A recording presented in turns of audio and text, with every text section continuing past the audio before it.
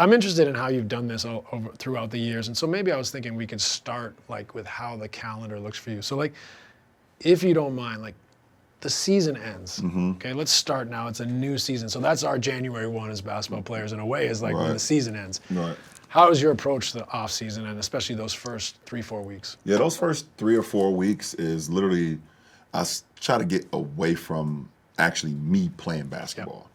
Am I away from the game? Absolutely not. I'm watching the game or I'm in the gym with my boys and I'm watching them prepare and playing, either they're in tournaments, whatever the case may be. But me personally, I try to give myself, especially at this point in my career, an opportunity for all the little nicks and crannies and bruises, whatever, to give itself to recover. And obviously I've learned over the years that, me recovering at 40 is totally different in the off season than me recovering at 25. You just don't recover as fast. Right. So I try to take like a month, maybe a month and a half off from like really like grinding on the basketball court. But what I am doing, I'm doing yoga and Pilates and stretching and, massaging and, cupping and all those things that try to help, rejuvenate my body to when it's time. Without no wear and tear. If I'm running, try to run in one of the like the Ultra G,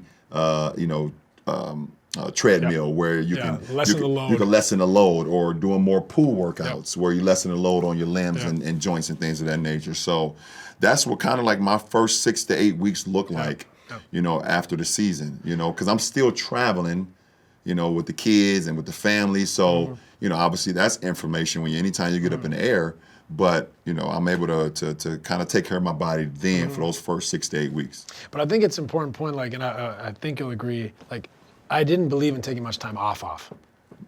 Because especially as you get older. When you get older, you stop moving, you might not get it back. Right? So like continuing to do like the bits and bobs and having the regenerative effect, but still moving the body, synovial fluid, like. No, you're right. Because if you completely just shut down, like, and do nothing, then you won't do nothing. Right. Yeah. You won't do nothing. You start to get comfortable with it. You're like, I don't like this feeling, but. Yeah. I don't, It's like the principle that the body's an adaptive system. Yeah. So we do what we teach it, right? So if you run, you become someone that can run. If you sit on the couch and do nothing, you're someone that's adapted now to doing nothing. So when you ask yourself to do something, like this is dangerous. Like, for what we're trying to do, to get back out on the court and run around, things fall off, right? So it's really important, I think, to like, it's like almost active recovery, movement. So I'm interested that you felt that way too. But then the mental side too. Right, like getting a little bit of space from the game, the grind, right? So that when you do 4, 6, 7 weeks into the summer, get back at it, you're like, there's a little spark. There's a little bit of excitement. It make you miss it a little bit. Yeah. And that's what I think once you get to those, plus 15 years in the NBA, you're always trying to find, the little moments of inspiration. It could be from anything. It could be just the inspiration for the miss of the love of the game. Yeah. You've taken time away from it, and now I miss it. I want to get back to it.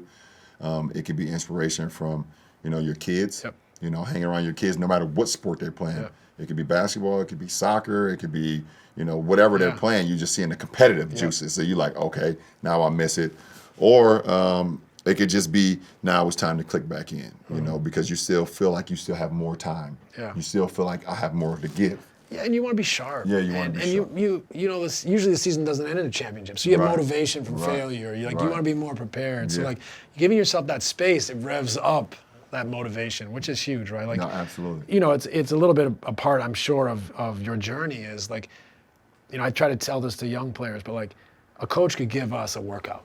Here's what I want you guys to do. Right. And like you and I doing it can be totally different. Right. I did it, but like you attacked it, right? Like you went after it. Like, so the approach, the habits that you have for how you work is so important. And sometimes you need a little bit of space to say, I'm ready now. I got the spark that my habits are coming back, that every day, I'm competing in everything I do, whether it's the gym, it's mobility, stability, activation, recovery. Like I could skip the cold. No, that's not me. I'm gonna do every little step. Yep, and I think the best thing about it is like when it becomes just a way of life. Yep. And it's not even about because you're an athlete. It's because it's a part of your life.